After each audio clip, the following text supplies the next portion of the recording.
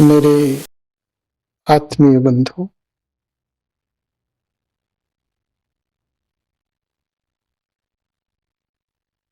इस विश्व धर्म शिक्षा समष्टि में आप सब सम्मिलित हो रहे हैं।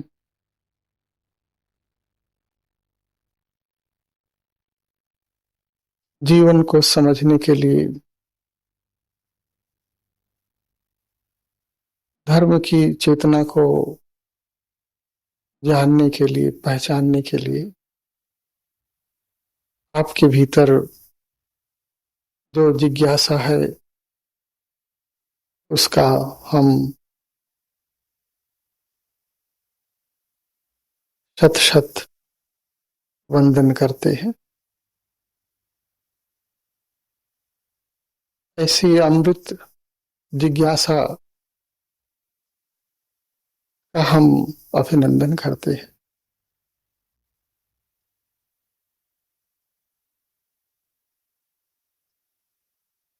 ये जीवन क्यों मिला है हमको? इस जीवन का क्या आशय है? यह एक गहन जिज्ञासा है और मानव तन को पाकर जिनके भीतर स्वयं जीवन को ही जानने की जिज्ञासा उदित हो गई है, सचमुच वे धन्य है।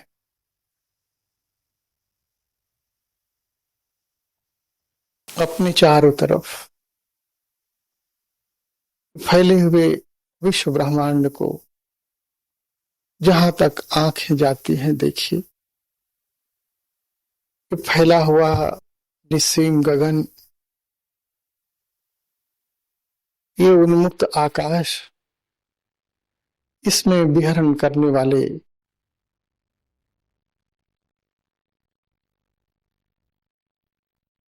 पंछियों का समूह, उड़ते चले जा रहे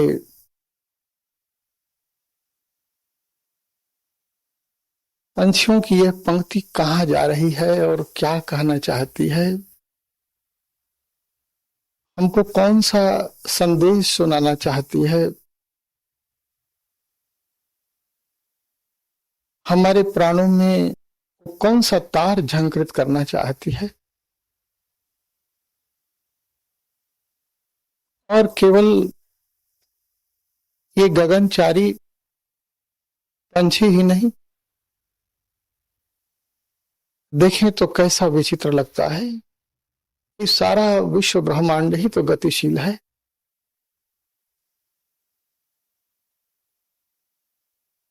भागती हुई ये सरिता पर्वत शिखर से नीचे उतरती हुई, चट्टानों को लांघती हुई, फांदती हुई कहाँ जाना चाहती है?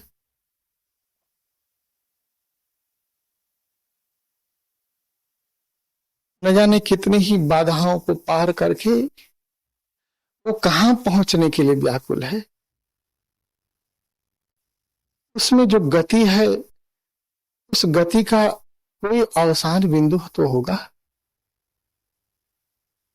कहाँ पहुंचना चाहती है वो?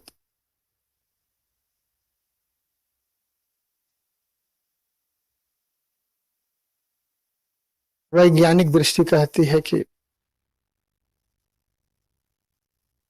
इस संसार में गति सत्य है, सर्वत्र गति का साम्राज्य है, सब कुछ गतिशील है और गति का ही परिणाम है यह संसार।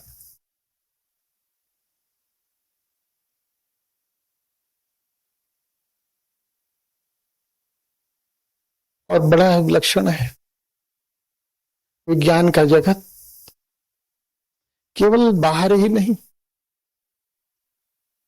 ये बाहर जो हम गतिशीलता देख रहे हैं, सूरज घूम रहा है, धरती घूम रही है, चंद्रमा घूम रहा है, नक्षत्र ब्रह्मांड घूम रहा है। केवल इतना ही नहीं, अभी वैज्ञानिक तो कहते हैं कि जो परमाणु है, अणु का जो सूक्ष्मतम कण है परमाणु,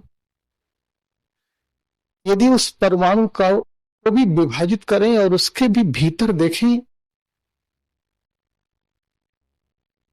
तो वहां भी न्यूट्रॉन है, प्रोटॉन है, इलेक्ट्रॉन है। जो उसके उप परमाणु हैं, जो उसके उपकण हैं, वो भी घूम रहे हैं। अणु के, परमाणु के भीतर भी जो सत्ता है वो परिभ्रमण कर रही है, अपने केंद्र पर घूम रही है।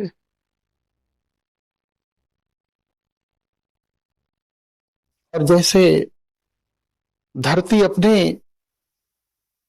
धुरी पर घूमते हुए सूर्य के चारों तरफ घूम रही है, वैज्ञानिक कहते हैं कि ये हमारा जो सूरज है अपने आकाश गंगा के, अपनी निहारिका के असंख्य पिंडों में जो एक लघु पिंड है, तो हमारी निहारिका भी, हमारी आकाश गंगा भी कोई 22 करोड़ वर्ष में अपने केंद्र का एक परिभ्रमण करती है। सारा सकल ब्रह्मांड घूम रहा है, असंख्य असंख्य पिंड उस समेटे हुए ये विश्व ब्रह्मांड गतिशील है। और ये गति कहाँ जाने के लिए है, कहाँ पहुंचने के लिए है? विज्ञान तो यही बता रहा है कि ये गति ही सत्य है। मेरे बंधु, इस समष्टि में इसी जिज्ञासा से हम यह सत्र प्रारंभ कर रहे हैं कि ये जो गति है, जो गति अणु में, परमाणु में, एक एक कण में समाई हुई है, सृष्टि की सकल रचना के संभार में समाई हुई है, इस गति का अवसान कहाँ है? क्या गति अपने में ही सत्य है? क्या गति का कोई गंतव्य नहीं है? क्या यह सब कुछ यूं ही है, ऐसे ही है? सब कुछ भागा जा रहा है, बस भागना ही सत्य है?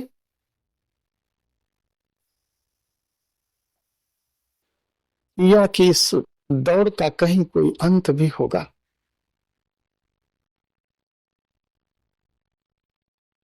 विचार करेंगे तो दिखाई देगा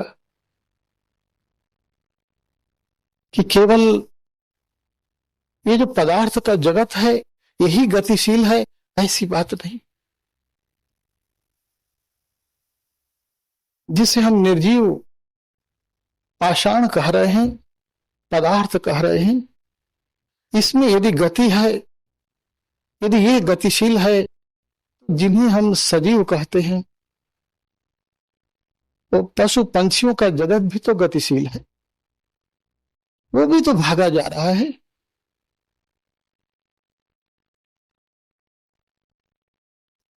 यदि आप महानगर में, बंबई में,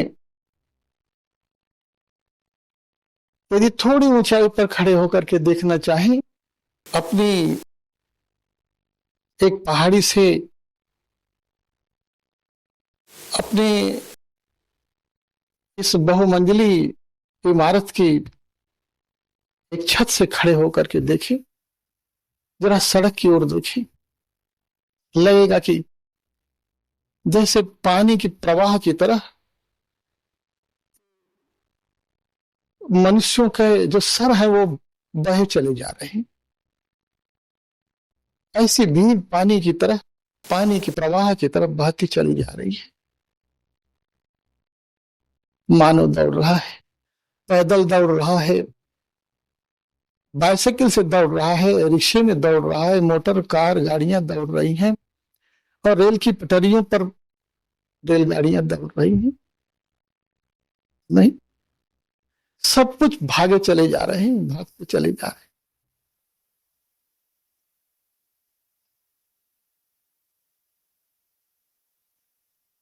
पशुओं का झुंड भागा जा रहा है, मानव समाज भागा चला जा रहा है। लेकिन ये भागते हुए कहां जा रहे हैं? और अपने तन को देखिए ना, अपने तन को, इसके भीतर देखिए,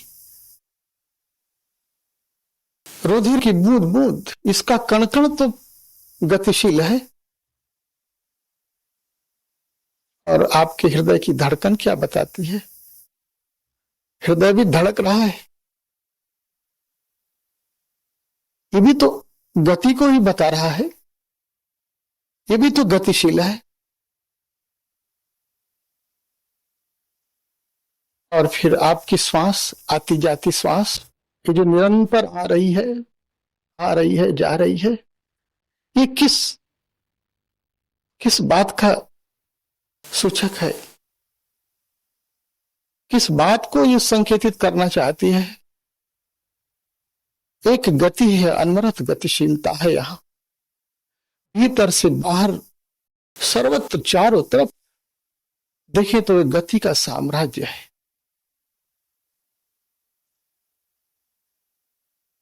बहुत पुराने हमारे भारतीय दार्शनिकों में आपने सुना होगा चारवाक का नाम।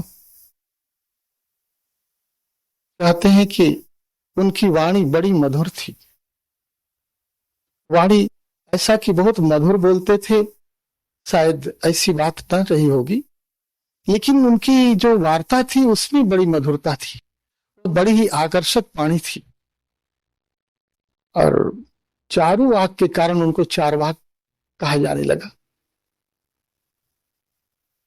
चारवाक जिनको हमारी परंपरा ने ऋषि भी कहा, उन्होंने भी एक सत्य देखा, गति का सत्य देखा। आज के जैसे भौतिक वैज्ञानिक हैं, जैसे इस पदार्थ के जगत के संबंध में चिंतना देते हैं, चारवाक ने इस पदार्थ में जगत का एक विचित्र सत्य प्रदान किया हम,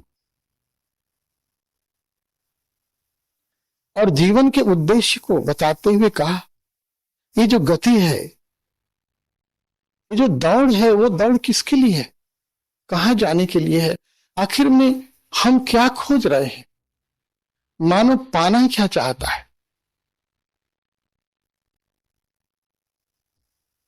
तो एक तो बड़ा ही स्पष्ट सत्य दिखता है, ये गति चलते चलते चलते चलते एक बिंदु पर पहुंचती है, कह सकते हैं कि यही उसका अवसान है, और जिसको सारा संसार जानता है कि सारी गति अंत में मानव की भी समस्त चेष्टाएं और मौत में जाकर के समा जाती, मृत्यु ही इसका गंतव्य है। और मौत आने के पहले तक ये मानो, ये जीव जिसके लिए चेष्टा करता है, तो चारवाक कहते हैं कि यावत जीवे सुखम जीवे, भाई जब तक जियो सुखपूर्वक जियो, सुखी होने की चेष्टा करो। कैसे सुख मिलेगा? सुख ही गंतव्य है, मौत तो अंतिम इसकी सीमा है, लेकिन मौत के पहले जो पा सकते हो, जिसके लिए तुम्हारी यह यात्रा है, वो सुख है। सुख के लिए ही ये जीवन दौड़ रहा है। यावत जीवेत सुखम जीवेत, ऋणम कृत्वा घृतम पीवेत, घृतम पीवेत।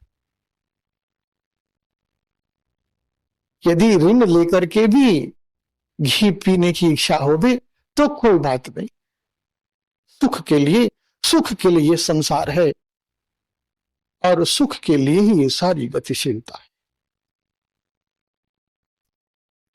तो मेरे प्यारे, सचमुच में इंसान सुख का ये सारा इंतजाम करके भी क्या सुखी है? हमारे चार्वाक ने जो हमको बताया, ऋणम कृत्वा घृतम पिबेत, तो क्या सचमुच में हम घी पीकर हम सुखी हो गए या हम सुखी हैं?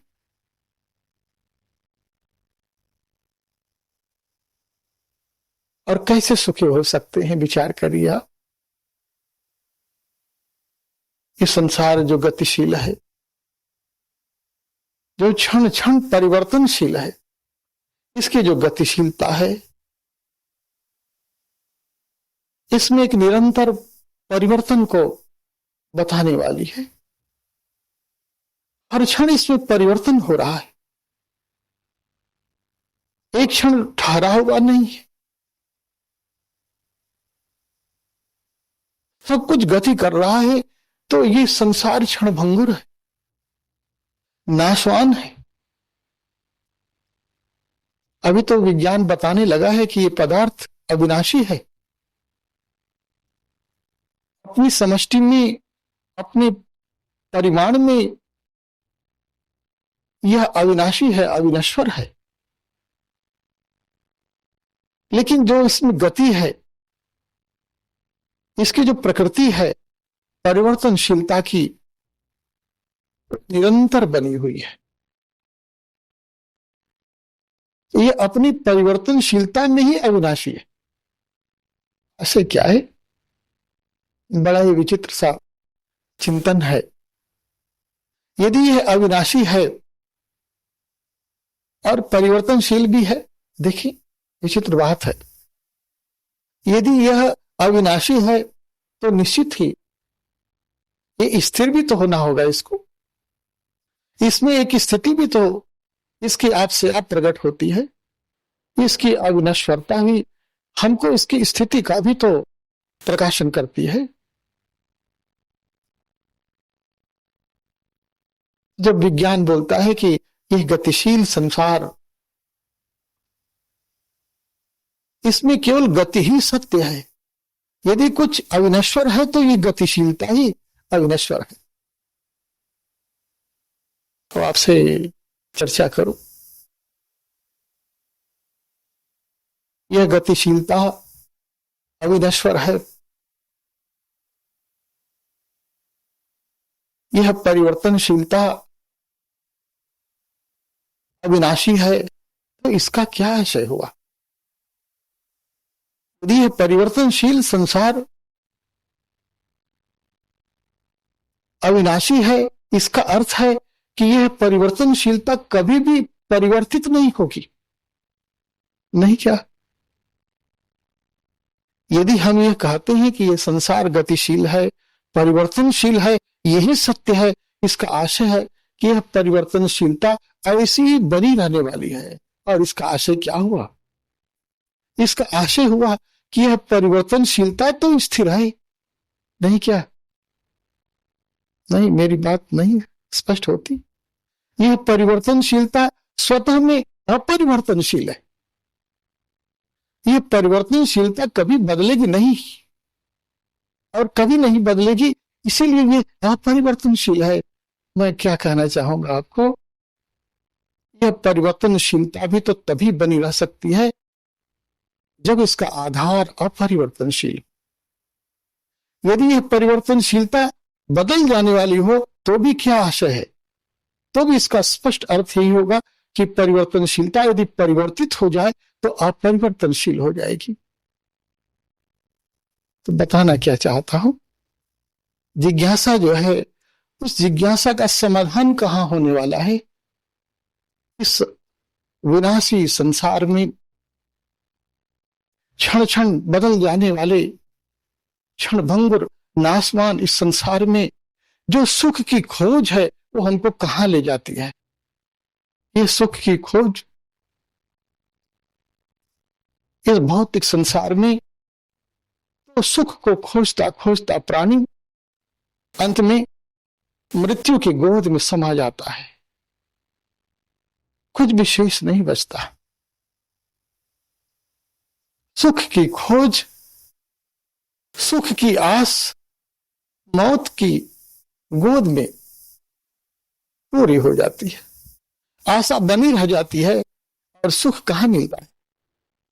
सुख तो ऐसे अब मिला अब मिला, और यदि आप बहुत ध्यान से समझें तो ऐसे जैसे कि मृग मरीचिका, एक मरीचिका का सूरज की किरणों पे जो हमें पानी का भ्रम होता है, जेठ की दोपहरी में चिलचिलाती धूप में हमारे आंखों में दिखता है कि पानी बह रहा है, और यदि आप उस पानी को लेने के लिए उसकी ओर चलते चले जाएं तो पाते हैं कि वो पानी और आगे आगे होता चला जाता है। सुख की ऐसी ही दौड़ है मानव की, जीव ऐसे ही सुख के लिए दौड़ता चला जा रहा है। अब मिला, लेकिन कभी मिला, लगा कि अब मिला, अब हाथ में आया है, अब पकड़े हैं, लेकिन तो छूट जाता है। मुट्ठी में बंधी हुई रेत की तरह वो हमारी मुट्ठी से फिसल जाता है, हाथ में बंधता नहीं, हम पा नहीं पाते, और वो हमसे छूट जाता है।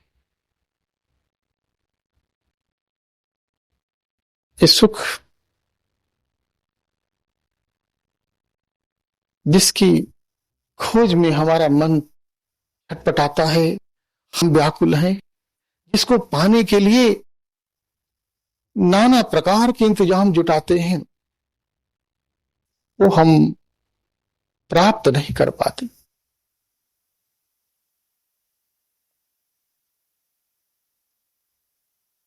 शब्द, स्पर्श, रूप, रस और गंध, ये भौतिक सुख इन्हीं में तो समाया हुआ है। शब्द का सुख, स्पर्श का सुख, रूप का सुख, गंध का सुख, स्वाद का सुख, ये तो हम अपनी नासिका से ग्रहण करते हैं, अपने नेत्रों से ग्रहण करते हैं, अपने कर्ण से ग्रहण करते हैं, रसना से ग्रहण करते हैं, और त्वचा से स्पर्श का सुख ग्रहण करते हैं। ये इंद्रियों में जो केंद्रित सुख है, जो सुख का आस्वाद हमारी इंद्रियां ग्रहण करती हैं, आस्वादन करती हैं, यही तो हमारे सुख का एक क्षेत्र है। और इसी सुख के लिए हम जीवन भर यात्रा करते रहते हैं, जीवन भर सारा सब प्रकार का इंतजाम जुटाते हैं।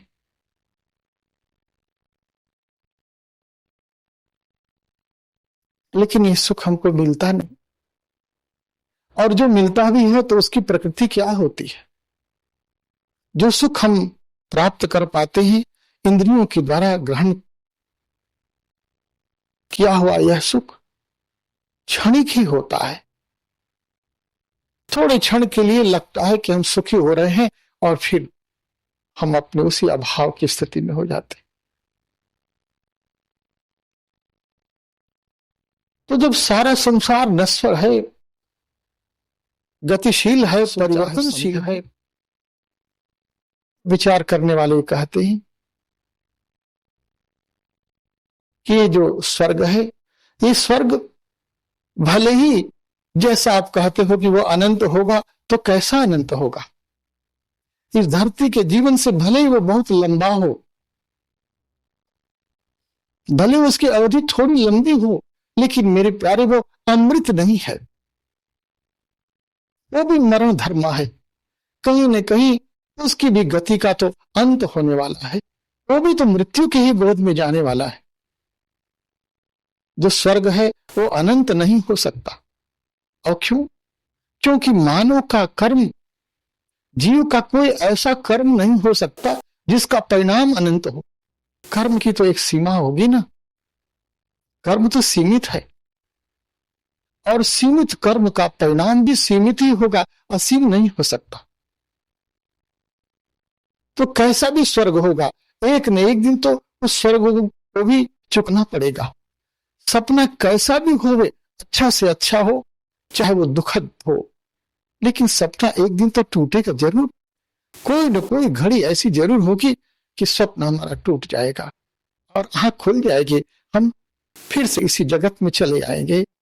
और इसीलिए कहते हैं, विचारने वाले लोग कहते हैं,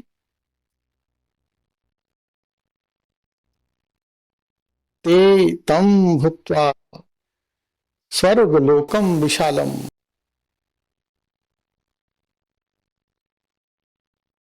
क्षीणे पुण्ये मर्त्यलोकम विशन्ति।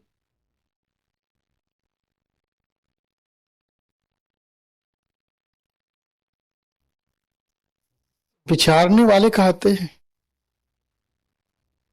क्षीणे पुण्ये मर्त्यलोकम विशन्ति। जब पुण्य क्षीण हो जाएगा, जब हमारा संचित कोष चुक जाएगा, तो फिर हमको इसी मृत्युलोक में, इसी धरती पर, इसी धरती के जीवन में पुनः वापस लौट आना पड़ेगा। स्वर्ग का जो सुख है वो स्थायी नहीं है। स्वर्ग अमृत नहीं है, वहां से भी लौट आना पड़ेगा। गति तो अभी और आगे आगे लेके जा रही है, लिए जा रही है जीवन को। यद्यपि ऐसे लोग हैं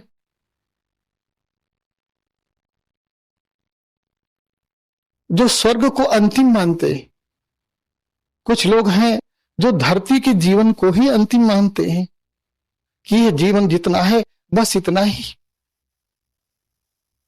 लेकिन कुछ लोग हैं जो इस जीवन के बाद सूक्ष्म जगत में स्वर्ग के जीवन को अंतिम मानते हैं। लेकिन कुछ लोग हैं ऐसे भी जो स्वर्ग के बाद भी जीवन का एक और स्वप्न दिखाते हैं, जीवन की एक और राह दिखाते हैं, जीवन की एक और पहचान बताते हैं।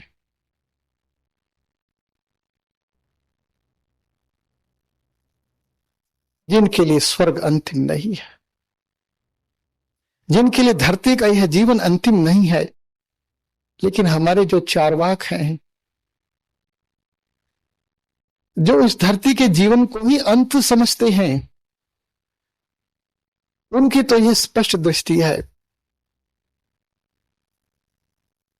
भस्मी भूतस्य देहस्य पुनरागमनम कुतः न स्वर्गो नापवर्गो वह नैवात्मा पारलौकिका। कोई परलोक नहीं है मेरे प्यारे। ये जो धरती है, यह जो लोक है, यह मृत्यु लोक है, तो कोई ऐसा अमर लोक है, यह केवल सपना है तुम्हारा, तुम्हारी केवल कल्पना है। कहीं कोई स्वर्ग नहीं है जहां जाकर के तुमको आराम मिलने वाला है। तुम्हारा जो वैकुंठ है, तुम्हारा जो जन्नत है, जो बहिश्त है, जो तुम्हारा शिवलोक है, तुम्हारी कल्पना में है मेरे प्यारे, कहीं है नहीं। और वह स्वर्ग, जिस स्वर्ग की आप बात करते हो, जब वह स्वर्ग भी इंद्रियों का ही सुख का स्वर्ग है, तो इंद्रियों का सुख जो तुम इस धरती पर प्राप्त कर रहे हो, तो स्वर्ग के सुख में और इस भौतिक जीवन के सुख में क्या भेद है? स्वर्ग का सुख भी तो भौतिक ही है, क्योंकि वो भी ऐन्द्रिक है, वो भी तुम इंद्रियों के द्वारा ही प्राप्त करते हो। तो यह तो केवल तुम्हारी इस धरती की, इस भौतिक जगत की इंद्रियों के सुख की जो परिपाटी है, उसी का विस्तार है।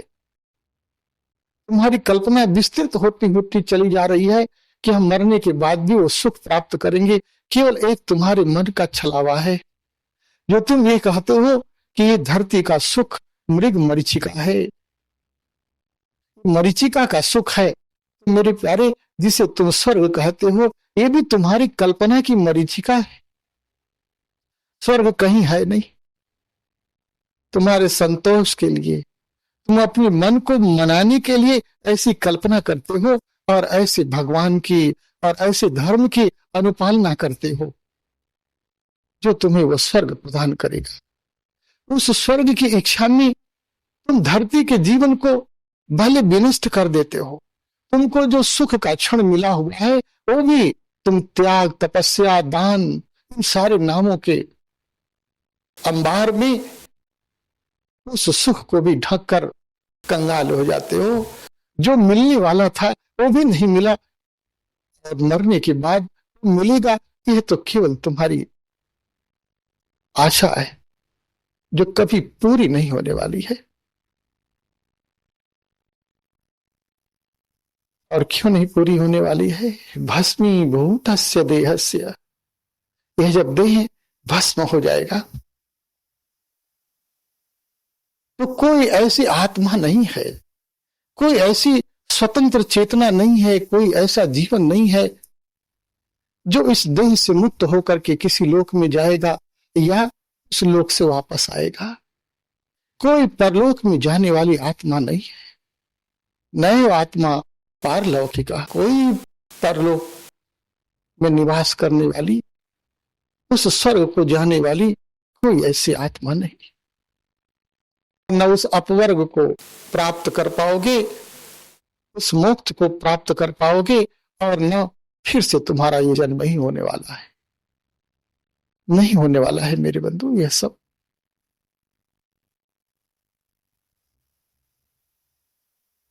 क्या करेंगे आप? धरती का यह सुख और स्वर्ग का यह सुख, तो पथ क्या होगा?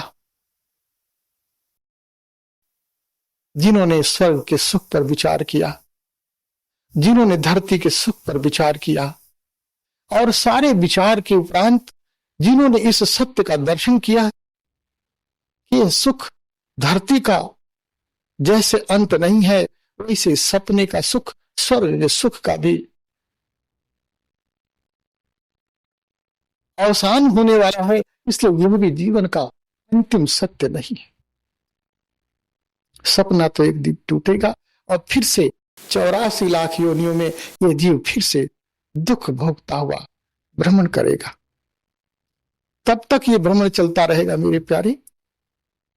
फिर कुछ अच्छा करोगे तो स्वर्ग में जाओगे, फिर कुछ भला करोगे, कुछ दूषण होगा, कुछ शुभ होगा, तो उसी के अनुसार स्वर्ग और नरक का भोग करके फिर से इसी धरती पर आओगे। और ये जन्म और मरण का चक्र चलता ही रहेगा। कब तक चलता रहेगा मेरे बंधु? ये गति तो ऐसी ही चलती रहेगी। इस गति का अवसान कहां होगा? गति कहां जाकर के रुकेगी?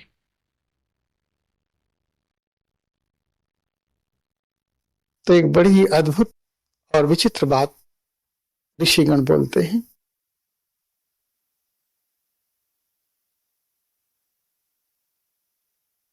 और आप भी जरा विचार करें। वैज्ञानिक बोल रहे हैं, आज का विज्ञान तो उसने अणु के पार परमाणु को देखा। कभी तो वह बोलता था कि अणु विभाजित नहीं हो सकता, और आज तो अणु विभाजित हो गया, और अब तो परमाणु भी विभाजित हो गया। और उस विभाजन में, उस विखंडन में जो सत्य उन्होंने जाना, जिन उप परमाणुओं को, जिन उप कणों को घूमते हुए उन्होंने देखा, जिस नाभि पर वो घूम रहे हैं, इलेक्ट्रॉन, प्रोटॉन, न्यूट्रॉन, जिस केंद्र पर चारों तरफ घूम रहे हैं, और एक प्रश्न खड़ा किया। आज विज्ञान के सामने भी एक प्रश्न आया है। हम सोचने पर विवश होने जा रहे हैं, करोड़ों डिग्री तापक्रम पर जब यह नाभि विखंडित होती है, जब परमाणु विभाजित होता है, तो मेरे प्यारे आप जरा विचार करो। जब नाभि का विखंडन हुआ और इलेक्ट्रॉन, प्रोटॉन और न्यूट्रॉन ये उसी कक्षा में घूमते हुए तुम्हें दिखाई देते हैं, तो विचारक तो पूछता है कि वो जब नाभि विखंडित हो गई, तो फिर उस नाभि के चारों तरफ ये घूमने वाले जो कण हैं, नाभि के विखंडन होने से नाभि का क्यों विखंडन हो गया? ये कण क्यों घूमते जा रहे हैं उसके चारों तरफ? नाभि को भी तो विखंडित हो जाना चाहिए। नहीं, क्या मेरी बात स्पष्ट नहीं होती? लेकिन नाभि तो स्थिर है, केंद्र तो स्थिर है, न्यूक्लियस तो स्थिर है, और तभी तो उसके चारों तरफ एक कण परिक्रमा कर रहे हैं। यदि कण घूम रहे हो मेरे बंधु, यदि वह सत्य है, तो आप ये जान सको कि उनका एक केंद्र है। यह भी तो सत्य है जो कभी विखंडित नहीं होता और जिसका विनाश नहीं होता। उस अविनाशी के केंद्र पर, उस अपरिवर्तनशील केंद्र पर ये सारे परमाणु घूम रहे हैं, ये नक्षत्र ब्रह्मांड घूम रहा है, ये सारा सौर मंडल घूम रहा है। कोई तो केंद्र होगा, बिना केंद्र के तो कोई भी परिधि नहीं होती है। और परिधि गतिशील हो सकती है, परिधि पर गति है, लेकिन केंद्र तो गतिशील नहीं है, केंद्र तो स्थिर है। और इसलिए हमारे प्राचीन ऋषि बोलते हैं, न जायते म्रियते वा कदाचिन नायम भूत्वा भविता वा न भूयः अजो नित्यः शाश्वतोऽयं पुराणो न हन्यते हन्यमाने शरीरे। और इसलिए हमारे ऋषि बोल रहे हैं, अजो नित्यः शाश्वतोऽयं पुराणो। कोई तो वह जो अजन्मा है, कोई तो नित्य है, कोई तो शाश्वत है, कोई तो पुराण पुरुष है। न हन्यते हन्यमाने शरीरे। ये जो परिधि है, ये जो वृत्त है, इसके टूट जाने पर भी, इसके विशीर्ण हो जाने पर भी, इस देह के विनाशित हो जाने पर भी, इस विनाशी देह के विशीर्ण हो जाने के बाद भी, वह इसके भीतर का जो केंद्र है, जो न्यूक्लियस है, जो नाभि है, वो न हन्यते हन्यमाने शरीरे। इस शरीर के मर जाने के बाद भी स्थिर बनी रहती है। और वही हमारी आत्मा है, जो न कभी जन्मती है और न कभी मरती है, और न कभी हो करके फिर होने वाली है। ऐसा नहीं कि आज है और फिर नहीं रहेगी और फिर हो जाएगी, ऐसा नहीं। वो तो शाश्वत है, सनातन है। और मरना, मरना मेरे प्यारे, वासांसि जीर्णानि यथा विहाय नवानि गृह्णाति नरो पराणि तथा शरीराणि विहाय जीर्णा नन्यानि संयाति नवानि देहि। ये तो ऐसे ही जैसे कि हम कोई वस्त्र धारण करते हैं, पुराना हो जाता है, फिर नया वस्त्र धारण करते हैं, वैसे ये देही, इस देह में रहने वाला जो सनातन है, जो चेतन है, वो इस शरीर को बदल देता है। वैसे ही जैसे कि हम कपड़ा बदल देते हैं, तो वस्त्र बदले जाते हैं, देह का बदलाव होता है, लेकिन उस देही का, उस अपरिवर्तनशील देही का बदलाव नहीं होता है। वही आत्मा है। उस आत्मा को, उस सनातन तत्व को, उस नाभि को, जहां समस्त गतियों का अंत हो जाता है, जो गतिशील नहीं है, जैसे गति का सत्य है वैसे स्थिति का सत्य है। और इसलिए जो इस स्थिति को उपलब्ध हो जाता है, वो स्थित प्रज्ञ हो जाता है। ये हमारे जीवन का अवसान है।